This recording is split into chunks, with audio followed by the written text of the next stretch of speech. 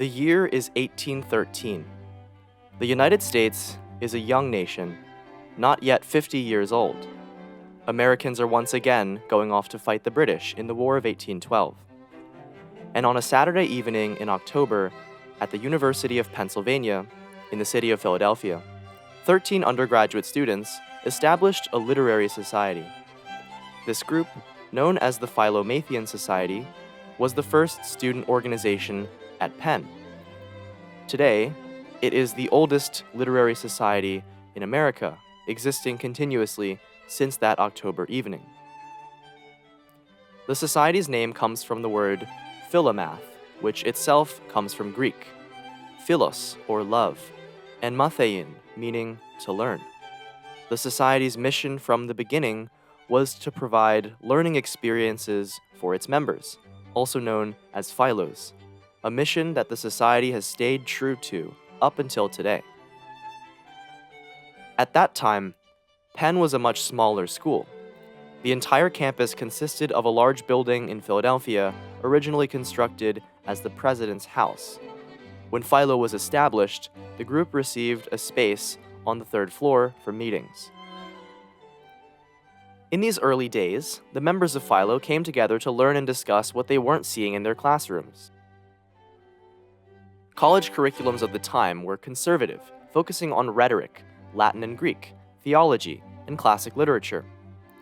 Literary societies like Philo sprang up at colleges all across the new United States. These groups became spaces for more current concerns, such as science and politics. At Philo's meetings, members would read essays they had written, deliver speeches, solve complex math problems, and have lively debates. The most contentious debates were those surrounding the political issues of the day, such as slavery, voting rights, and international diplomacy.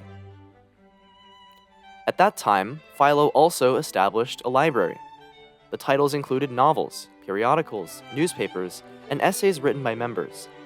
Philos could check books in and out, and if they failed to return them, there were late charges. For many years, the size of Philo's library rivaled the university's collections. Penn students often preferred to use Philo's collection because the society often had the newest and most interesting books of the time, particularly new works of fiction that the university itself didn't much care for.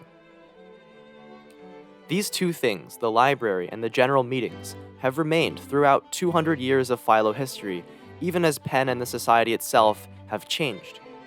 Even today, members can check books out of the library, which contains volumes ancient and modern. Even today, the society's meetings feature debates and readings of poetry. Members present their original research on topics ranging from neuropsychology to art criticism and everything in between. The spirit of Philo has always been the love for learning. In 1855, the society received a plaster cast of the Rosetta Stone, which allowed scholars to read ancient Egyptian hieroglyphs for the first time when it was discovered in Egypt. The stone caught the interest of 3 Philos who resolved to translate it. Their work resulted in the first English translation of the stone, a tremendous scholarly achievement. Here, Philo contributed not just to the learning of its members, but also to the learning of the world. When Penn made its move from Center City to West Philly in the 1870s, Philo came along. The society was given rooms on the 4th floor of the newly constructed College Hall, where Philo continues to hold meetings today. Also in this decade, members of Philo began publishing a monthly magazine that primarily covered the university and student life, the first of its kind at the university. In 1886, Philo decided to rebrand this magazine into a newspaper called the Pennsylvanian. Today, this newspaper, now called the Daily Pennsylvanian, is Penn's largest student publication. During this time, the last years of the 19th century, literary societies around the country were closing up shop, replaced by other student organizations such as fraternities and performing arts groups. Philo, by contrast, remained an active presence on campus. Philos played an important role in the early years of theater and drama at Penn, including in the earliest productions of the Mask and Wig Club. The early 20th century saw Philo focus heavily on theater. Philo staged public performances of Shakespeare, ancient Greek plays, and original dramas. These shows often brought substantial profits to the society, as well as giving artistically inclined members a chance to shine on the stage. One of Philo's greatest successes was a staging of Shakespeare's The Comedy of Errors in 1916. For this production, Philo constructed a replica of the Globe Theatre that could seat an audience of over 1,000 people. Perhaps Philo's biggest theatrical endeavor came in 1917. This was the so-called Masque of the American Drama, which depicted the history of theater in America since colonial times. This production involved over 700 Penn students. However, the massive cost of this production, combined with less attendance than expected, resulted in the society falling into debt. The 1920s and 30s were a time of trouble for Philo. Previously, the society had good relations with the university administration, but times had changed. In 1928, the university was facing an expanding student population and was in need of more classroom space. Their solution was to requisition Philo's rooms at the top of College Hall. The society was then relocated to smaller quarters in Houston Hall, the student union building where other student organizations regularly met. During this time, the society was also struggling financially. Because of the expenses of staging plays and other events, Philo was forced to begin selling off its possessions, including library books. Membership declined as well as other student organizations gained prominence. The final blow was the United States' entry into the Second World War. In 1943, the university president ordered all student organizations to vacate Houston Hall, as it was now being commandeered by the U.S. Army and Navy. Philo was now homeless, meeting in members' private residences. A student named Hilary Putnam, who would later have a distinguished career as one of the 20th century's most influential mathematicians and philosophers, was inducted into the society during this period, perhaps around 1946. Another student named John Patton, who had served in Europe and was returning to Penn to complete his education, noticed a plaque on one of the doors in Houston Hall that read, Philomathean Society. Patton was interested in reviving this organization, but at the first meeting he held, Hilary Putnam was there, claiming that the organization actually still existed. The two worked together to reconstitute the society in 1947. With thousands of young men coming home from the war, Penn's campus came back to life. There was renewed interest in student activities and organizations, which included Philo. The newly reformed society saw enthusiastic membership, particularly among those who saw the need and the value in an organization that promoted the arts on campus. Additionally, in 1949, the society voted to become the first student organization to admit women. This move came nearly 25 years before the university itself would admit women into the College of Art and Science. In 1950, Philo collaborated with faculty members to launch a lecture series in comparative literature. This lecture series was celebrated and popular, so much so that the university decided to establish the Department of Comparative Literature, which still thrives today. Soon after, the society was given a permanent home once again, rooms located in the now demolished Hare Building.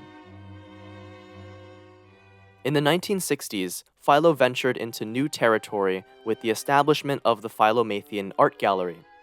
The first exhibit, held in 1963, displayed a series of Japanese prints. The Society's gallery has been home to dozens of exhibitions since then, and is the only student-run art gallery at Penn.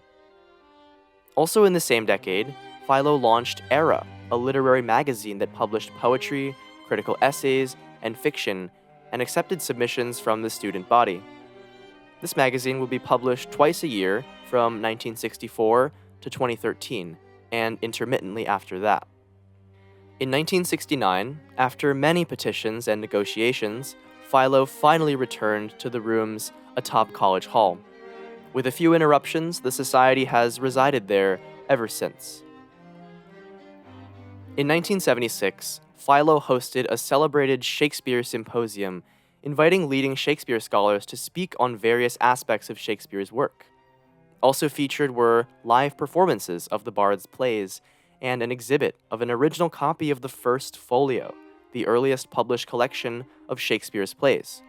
In 1984, Philo continued its rivalry with Princeton's Whig Cliosophic Society in a debate about the question, should there be a hell? This debate was well attended and was broadcast on national public radio. At the end of the debate, Philos were declared the winners, but only if they shared their hoagies with the Princeton students. Otherwise, they were to face eternal damnation. Philo was central in the creation of the Kelly Writers House in 1996. This community grew out of Philo's collaborations with the school's creative writing department. Together, they invited prominent writers and poets and led readings across campus. Faculty and alumni then worked with Philo and other student organizations to establish the Writers' House. Today, the house is the heart of Penn's literary community, hosting hundreds of events every year and offering free tea. In the 21st century, Philo has revitalized its Annual Oration program, which sees the society invite famous public figures to campus to speak on a range of subjects. In 2004, the society welcomed author and playwright Arthur Miller, who wrote such works as Death of a Salesman and The Crucible. Judith Butler, feminist philosopher who pioneered the idea of gender performativity, spoke in 2010. Jane Goodall, renowned naturalist and a leading expert on primates, spoke in 2016. Most recently, Philo welcomed Lech Walesa, leader of Poland's democracy movement in the 1980s and a key figure in the end of the Cold War. The Annual Oration continues to bring leading voices in literature, science, and politics to the Penn community. Philo remains a thriving and diverse academic community. The society aims to serve the university and advance students' learning by holding events with professors, artists, and public figures, as well as making every general meeting open to the public.